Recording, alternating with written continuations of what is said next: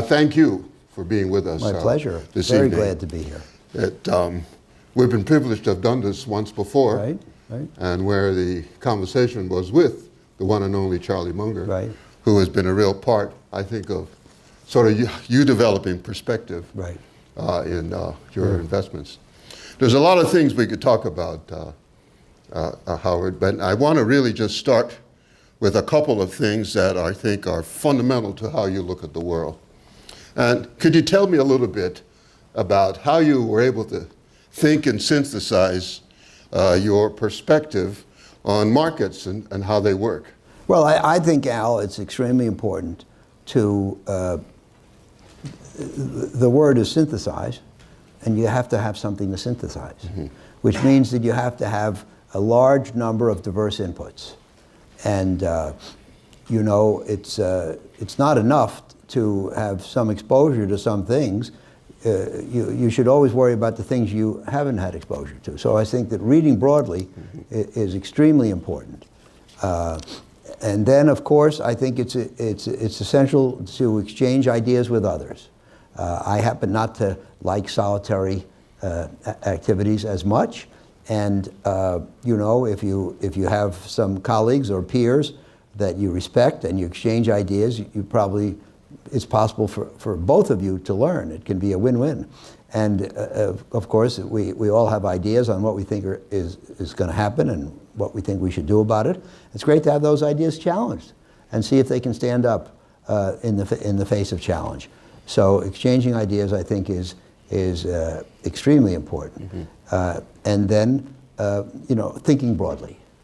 And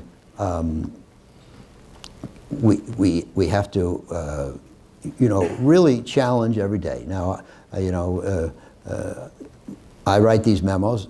I started 29 years ago, and when I write the memos and when I write the books, you know, invariably, I think of something in the process that I hadn't thought of before. It's not like, yes, it's not like writing a book consists of trying to get your thoughts on paper. When you write the book, you get new thoughts. In this book, for example, I had an outline when I started to write, of course, and I thought I'd write about the economic cycle and the profit cycle and the cycle in psychology. And then I realized that there was a chapter missing that deserved its own chapter, and that was the cycle in attitudes towards risk. When people are cavalier toward risk and happy with risk and embrace risk, then by definition prices go high because there is no concern or caution. And then when the cycle turns down and they become allergic to risk, they generally sell without regard to price at prices that are far too low. So the cycle in risk is enormously influential and determinative. I hadn't thought I'd have it in there. I put it in. So I think that, you know, writing is important and to get more ideas. And then lastly, I would recommend strongly that you live a long time and you experience a lot of markets and a lot of cycles. Because if you don't experience it, then you can only learn about it by reading or speaking with others. There's nothing like experiencing it first time. And you know, one of the things I believe strongly is that experience is what you got when you didn't get what you wanted. We learn a lot from tough times and from failure, and we learn relatively little from success. Right. You put money in the market, it goes up. What have you learned? You've learned, number one, it's easy. Number two, risk-bearing pays. Number three, there's nothing to worry about. And those are horrible lessons.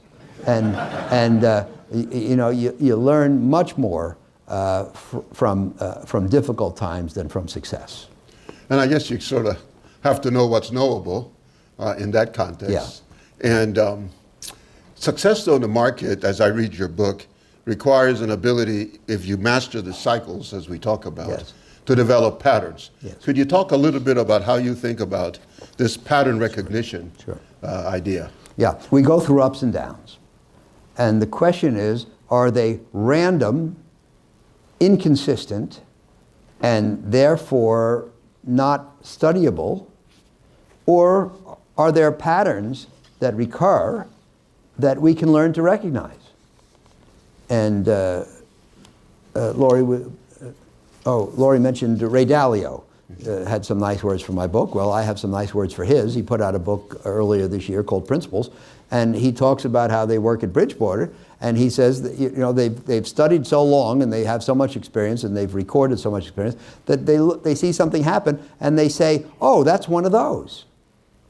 And saying that's one of those is a hell of a lot easier than saying, I don't know, I have no idea what's going on. I've never seen one like this before. I have no idea what's going to happen next and what I should do about it. And so I think that if there are patterns, we should recognize them. If we try to impose patterns in an area where there are no patterns, then that's folly. But I think that in the financial and the investment world, there are patterns. One of the main ideas that pervades the book is a quote attributed to Mark Twain. History does not repeat itself, but it does rhyme. And in every cycle, compared to the last one, the amplitude of the fluctuations is different. The speed of the fluctuations is different. The duration of the cycle is different. The immediate causes are different, and the effects are different. And one of the things that happens a lot nowadays, especially since, you know, when I talk about the book, is people say to me, well, which cycle is this one like? And the answer is it has some similarities to 07 and some similarities to 82, but there are also ways in which it's different. But it's very, very helpful to identify similarities. And you know, along the lines of Mark Twain, even though the details are different of every cycle, I conclude in the book that in every boom I've lived through, and I've probably lived through about a half a dozen booms in the market, there have been some common threads. There have been things that do rhyme, to use Twain's word. So every boom that I have seen has been characterized by too much optimism, too little risk aversion, and too much money in the hands of people who are too eager to spend it. And if you think about it, excess optimism, dearth of risk aversion, too much money is a very good formula for a bubble. You can easily see how those things would lead to a boom. And if you think about it for a minute, you can see how hard it would be for a boom to take place without them. So if that's true, if those are common themes that do rhyme, then we know that we can help ourselves by watching out for those. And when we see the three ingredients, we can do something about it. You know, in your book, when you talk about mastering the cycles, which is this ability to recognize patterns and know when they come back, which you develop over years of understanding, you did mention that it's important to know your positioning.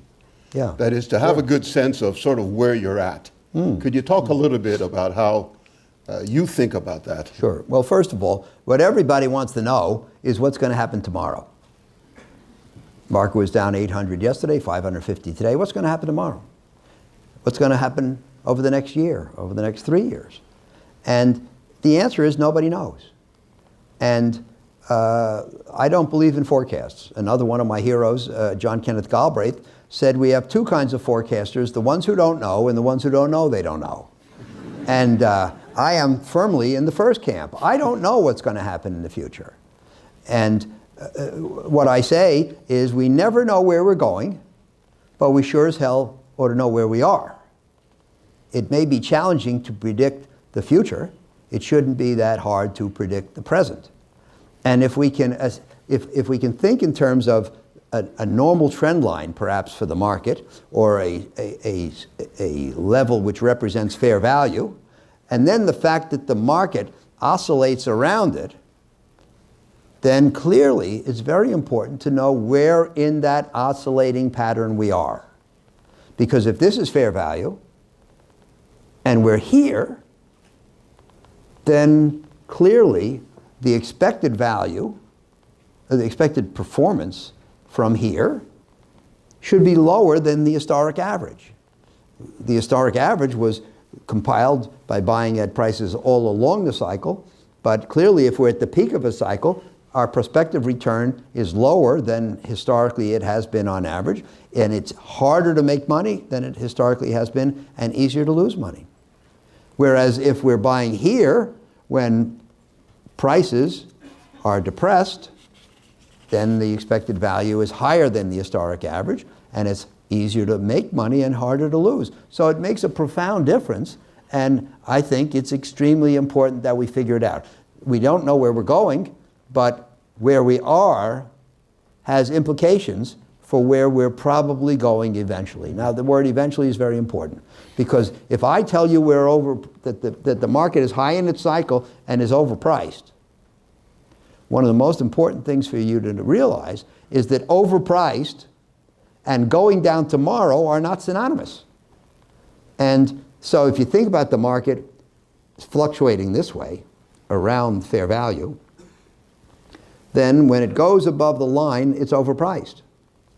When it goes higher, it's more overpriced. Higher, more overpriced. And markets which are overpriced tend to become more overpriced before eventually they reach a top and turn down.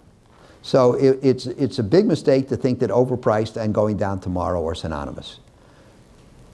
You can say that's overpriced, you can sell it, and it goes up another 20%. You feel like an idiot, and you get fired by half your clients, but that doesn't mean that it was wrong. And I'm straying a little bit from your question. No, but that's okay. I'll bring it back to a couple of things. But you know, all you can do in this world is do what's right. You can't necessarily do what's going to work tomorrow. When I started at Wharton 55 years ago this month, and the first lesson I remember learning at Wharton was that you can't tell the quality of a decision from the outcome. Now, this is counterintuitive and, in fact, perplexing. And most people who are not analytical or insightful would say, well, of course you can. Good decisions work, bad decisions fail. But the truth of the matter is that in the world, there are a lot of things that are unpredictable and random, and as a result, good decisions fail all the time, and bad decisions succeed all the time. And we all know people, we say, oh, he was right for the wrong reason, or he was lucky, or he was unlucky. And so you can't think of the world as a place where good decision, good outcome. Bad decision, bad outcome. It doesn't work that way. You know, Richard Feynman, the physicist, said that physics would be much harder if electrons had feelings. And the truth is that markets, there is no such thing as a market. There's no place. It might be a building or it might be virtual. What is a market? It's a bunch of people who buy and sell. And those people do have feelings. And so they don't always act in a way which is predictable. They don't always act in a way which is right. Sometimes they do things which are counterintuitive. To predict the movement of the market, then, at the time when people do things which are unpredictable, you have to be able to predict it, which by definition you can't. Which is a good reason why we have the business judgment rule. Yes. Imagine putting these That's people right. together. So the process and kind of how you came about it is really speaks to the quality, but the outcome, you could be wrong because of a whole bunch of other things. Sure. We see it all the time here. Well, if I can take one more minute, the next to last, I will. Yes. The next to last paragraph in the book quotes from Peter Bernstein, who was a great market observer and sage. And he said, the future is not ours to know, but it helps to know that being wrong is inevitable and normal, not some terrible tragedy, not some awful failing in reasoning, not even bad luck in most instances. Being wrong comes with the franchise of an activity whose outcome depends on an unknown future.